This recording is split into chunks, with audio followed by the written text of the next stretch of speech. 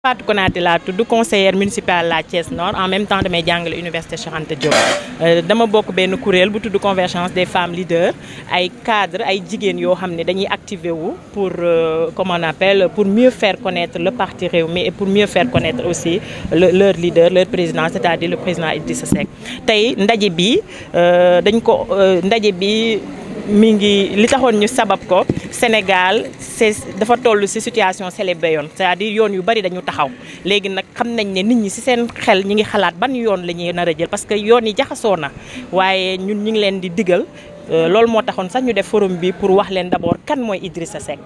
kan mooy Idrissa Seck pour wane itam situation bi ni mu melee ni Idrissa Seck moom mooy incarner les meilleures valeurs parce qu'il incarne l'expérience il incarne les valeurs il incarne aussi un homme pour wan leen ne Idrissa Seck nit ku baax la nit ñun ci keppaaram la ñu yaroo mu yar ñu ci diine mu yar ñu ci ay valeurs yar ñu fonk suñuy waajur yar ñu aussi que ñu politique rek du liggéey politique rek du jàng dañoo nekkoon université mu ne ñu waa da ngeen fee ñëw nekk sama ginnaaw waaye foog ngeen jàng loolu moo tax tey ñu jàng tey ba nekk ay jàngalekat université kon nit koo xam no kooku ku jar a topp la. léegi li ma leen di ñaan rek mooy échéance yi ñu ñëw ñu jëm mooy 2019 élection 2019 ngeen tànn ko. parce que tànneef bu gën la parce que daf ko wane nag parce que am na nit ñoo xam ne genre am na ñoo xam ne dañuy ñëw rek nekk président de la République par défaut mais moom dafa wane li tax ñu war ko mën a jox suñuy voix en 2019. mais madame Cissé est-ce que yombul trop ngeen toog ci seen siège dajale ñaari nit maanaam le président Macky Sall président Idrissa Seck ku ci gën ñu ne Idrissa gars ñu tàcc te ay militants loolu yomb na. loolu yombul. parce que ñi nekk fi loolu moo tax ñu woon nit ñi ñu waxtaanee parce que boo leen seetloo ñëwuñu rek ne Idrissa Seck mooy meilleur choix bi dañoo revenir en arrière dañoo revenir à partir de 1960 l'histoire du Sénégal de 1960 ñu wane Idrissa Seck fi mu jaar situation yi mu vivre expérience yi mu vivre Macky Sall aussi am na yu mu dund am na wane nañ aussi Macky Sall li mu def ba nekk président de la République ñëpp xam nañ situation bi mu fi ñëwee il est dafa ñëw nekk président par défaut la situation socio-économique sociopolitique du Sénégal moo taxoon xamuñu ku l'essentiel mooy dañoo ne woon nañu fi jëlee Wade bi ñu fi jëlee loolu rek lañ doon wax malheureusement on n'avait pas pensé après Wade kan lañ fiy teg léegi nag moom mu ñëw tombé ci mais malheureusement bañ ko joxee suñu réew yaakaar gi ñu amoon defu ko lépp lu ñu yaakaaroon. waaw man au fait côté boobu xam nga dafa am les rouages politiques dafa am yoo xam ne kenn du ko wax ci kaw ci suuf la dafa am yoo xam ne ci suuf lañ koy wax mais période boobu am na yenn situation yoo xam ne permettre woon Idi dem te yéen xam ngeen ko am na situation yu fi nekkoon. xam ngeen ko xam ngeen ne Idi dafa nekk tout le temps sous cabale Idi tout le temps ñi ngi teg ay affaire di ko teg rek pour galgal ko. galgal ko ba pare tam lii yàlla dafa dogaloon ne Macky Sall day nekk président da koo dogaloon te dafa am léegi nag moom dafa waroon loolu tax ñu teg ko fi mu xam ne daf fi ñëw par ndax loolu yàlla teg na ko fi dafa waroon góorgóorlu bañ a tas suñu yaakaar waaye tey suñu yaakaar dafa tas parce que dañu dellu ginnaaw nous faisons léegi ñun dañoo nekk ci 27 pays yi gën a ndóol ci àdduna loolu gàcce la on a reculé ci point yëpp côté démocratie tout a reculé on vit une dictature on est retourné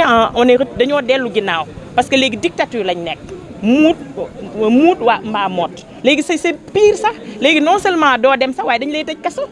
personne n'ose plus kenn osetul wax dara léegi yow et puis même moom yàlla da koo may occasion mu nekk ñu def ay élections mu nekk président de la République daf noonu la war a mayee chance aussi ñi ci des mais pourquoi éliminer képp koo xam ne candidat la parce que amul fit te xam na ne li tax mu nekk président par défaut la par chance moo tax mu nekk fi mais tey bu bàyyee rek ñëpp nekk au même bu bàyyee ñëpp ñu jàkkaarloo dina xam bu baax ndax kan mooy meilleur bi. soxna si bu ngeen ne Idrissa Seck moom la sénégalais yi war a jàpp ni moom mooy tànneef bi gën.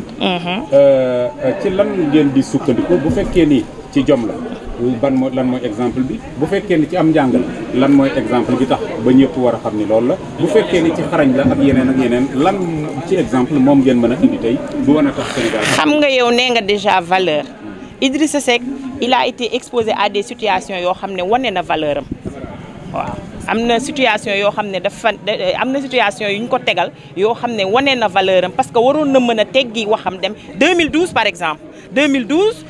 période boobu chance am la woon on dit que étoile am la woon waaye dafa bokkoon a ma ak ay nawleem ñu am lu ñu waxante woon mu bëgg ko respecter kon loolu rek ne serait-ce que ça rek c'est un il a respecté sa parole contrairement respecter sa parole parce que c'est pas loolu dafa raar léegi ndax ki fi toog léegi moom respect parole lépp lu mu wax rek na ko dindi au moins loolu moom gëmee na loolu moom exemple bu Macky Sall lépp lu mu waxoon ba mu nekkee avant président de la République ba léegi même bi mu nekkee président teggi na ko teg ko ak lanati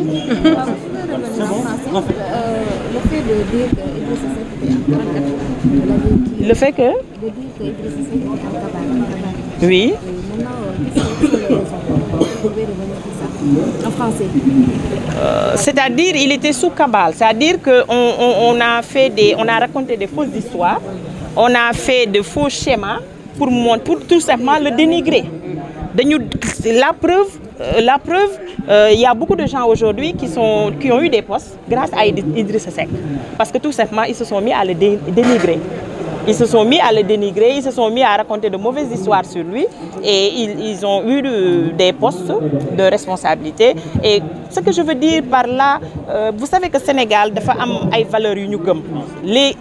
Vous savez, le Sénégal, c'est-à-dire la population sénégalaise a des valeurs. Légui, bu ñuy wax ci nit rek nay nek lu rafet parce que bu nekké lu rafet ñëpp and ci mais bu ñu waxé lu ñaaw nit ñi dañ naan ah est-ce que ça vaut la peine est-ce que kii jar na ko léegi nag ñun à chaque fois bu ñu nekkee auprès du but rek ñu génne benn kabal yàq deru Idrissa Seck mettre quelque chose yoo xam ne dina tax nit ñi duñ ko élire. Docteur Yankhoba Seydi dama nekk njiitu kenn si njiitu réew mi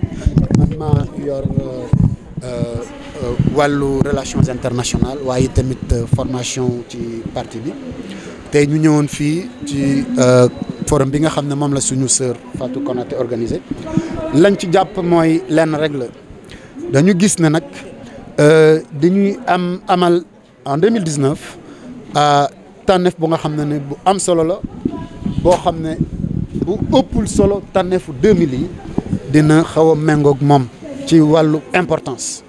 puisque 2000 li xewoon mooy jàppoon nañ ne parti socialiste def na fii ñeent fukki at waaye nit ñi jàpp nañ ne la fi tubaab bi bàyyi woon lu bëri changé wu ci ñu jàpp ne nag espoir yi bëriwoon na parce que jeunesse yi nga xam ne ni ñoo nekkoon Sénégal seen yaakaar yàq lool jàpp ne Wade ñëwee dina fi changé lu bëri Wade nag luñ ko bañ xam nañ ne am na ambition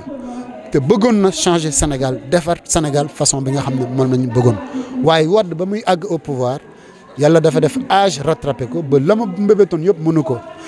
leneen li ci yàq mooy ay profiteurs duggal ci seen loxo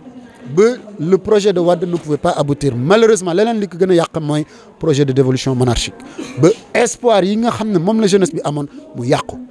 ñu jàpp ne 2012 xëy na choix bu baax la ñuy def puisque ki ñu fal nee nañu dafa juddoo après les indépendances kon war na mën a xam problème mu Sénégal rawatina ndaw ñi waaye li ñu gis defe naa ne soxlawul ñu di ci wax puisque ñëpp gis nañ ko lu ne fang soxlawul ñu ne ko lii ak lii la looloo tax ñu jàpp ne puisque de 2000 à maintenant le Sénégal di xaar ci njiit ñi nga xam ne yooyu la ñu tànn rawatina jeunes yi lañ doon xaar daanaka gisuguñu ko. ñu jàpp ne nag xëy na dernière chance am na 2019 la moo tax ma jàpp ne 2019 historicité bi mu war a am ci élection présidentielle Sénégal am yëpp bii nga xam ne nan 2000 moo gënoon historique bii bu ko weesuwul dina tolloog moom dayoo moo tax nag kenn waru cee juum puisque juum nañu ñaari yoon yi surtout bi mujj bi nga xam ne ni moom nañu mujjee am Macky Sall ñëpp gis nañu lan la fi def. bu weesoo lii laa bëgg a def mu mujj gi defuma ko lii laa diggee woon defuma ko man def leneen loo xam ne lii muy wax dafay safaanoo toujours ak la nga xam ne moom lay def ñu jàpp ni war nañu mën a choisir koo xam ne ni bu ñu xoolee ci ñi nga xam ne ñoom ñoo fare ci kujje politique bi ba pare ñu am ay qualité puisque nag koo ci gis am na loo xam ne moom la ko yàlla may waaye ay pàcc rek moom la ñenn ñi am. ki ñu jàpp ne moom boo xoolee qualité yi nga xam ne moom la njiit war a am ci Sénégal 2019 njiit bi mu war a soxla muy ambition muy nit ku dëggu muy nit ku am ngëm-ngëm ba pare am gëm nit koo xam ne am na fit am endurance li mu am ci li mu def ci opposition politique au Sénégal amul kenn ku ko def dem nañ visiter toutes les archives du ngeen ko gis fenn Afrique itam ñi nga xam ne ñoom ñoo nekkoon les leaders historiques kenn desatu fi moom mooy koo xam ne li mu passé ci opposition kenn passé wu ko kooku bu fekkente ni teranga boppam rek lay xool am na loo xam ne mën na ko dunde moom ak njabootam ak ses amis xoolul loolu dafa ne man Sénégal moo ma mas a ñor te jàpp naa ne man mën naa def dara Sénégal ba Sénégal génn ci li mu nekk kooku war nañ ko mën a gëm ba yàlla war a def 2019 bu jotee ñu tànn ko puisque moom qualité yi nga xam ne yooyu ñoo am ci ay pàcc-pàcc ci yeneen ñi moom loolu yëpp daf ko dajale am ko ñu war a yaakaar ne kii kat suñ ko falee 2019 waruñu ko mën a regretter moo tax ñun loolu lañ doon fësal ñu jàpp ni te kooku du rek dañ ko waxewuñ ko parce que ñun dañu ànd ak moom puisque gis nañ ko ci moom te ñi ko gis ci moom itam farewuñ ci fenn ci parti politique yi ñooñu itam bëri nañu ba dañuy wax ni ñun kat ñun demoon nañu wala ñun mosuñu woon gëm waa ji waaye léegi ñun dañuy ñëw jàppale nañ puisque jàpp nañ ni kii kat ku ko wóolu mu def loo xam ne moom la Sénégal soxla moom moo am. doon nga ko wax sànq nga ni ngorom moo tax ba maanaam li nga xam ni lii moom mooy wàllu élection yi boobu ba tey ñu ko ci indi. waaw xam nga Idriss Seck du ne parce que ñun ñëpp jàpp nañ ne Idriss Seck nit ku am xel la ku intelligent la jàpp nañ ñii jàpp ne woy parce que dañ koy abuser ndax intelligent la moo tax ñu koy abuser tout le temps mais dama ni ngorom maanaam honnêteté bi mu am ba yi jàpp ne ñëpp niñ noonu la ñu mel moo tax toujours ñu koy abuser lan moo xewoon en 2012 dañu ni puisque constitution au Sénégal mayul Wade mu amaat mu nekkaat candidat pour une troisième fois loolu ñëpp xamoon nañ ko ñu ne nag ñun ñi nga xam ne ñun ñoo fare ci opposition bi tous les leaders dañu signé benn pacte ba nga xam ne ni fii ak Wade ngi nangu ne moom dafay nekk candidat ñun dañ koy bañ kenn def campagne nañ ko signé ba ñëpp signé ko ñu fësal ko loolu def nañ ko candidat yi yëpp muy Tanor Dieng Niass ba ci Macky Sall lan moo xew Macky Sall wor déjà moom dem campagne ne moom day def campagne parce que sëriñam nee na mu campagne waaye pacte bi nga xam ne moom la ñu signé ñoom ñëpp moom kooku moo ko jëkk xotti moom Macky Sall looloo tax nag man 2012 biñ demee ba mu falu ma gis lépp li mu digge woon muy def le contraire ma ne man loolu du ma bett puisque Macky du fii la commencé sénégalais dañuy teel a fàtte dañuy gaaw a fàtte Macky xotti woon na pacte ba nga xam ne moom la signé woon ak les autres leaders de l'opposition ku respecté wul sa kaddu boobu déjà nekkoo président boo ne man sama mandat dama koy ramener de 7 ans à 5 ans boo demee def leneen après nit ñi di naan woo Macky bett nañu mais Macky bettul kenn. ngor te ngor googu mu am ba léegi moo nekk ci Idriss Seck nitu ngor la moom lañ ko xamee dëmb tey te yaakaar naa ni Idriss du si changé mukk loolu moom ngorom daal dina ko deewaale man loolu laa jàpp.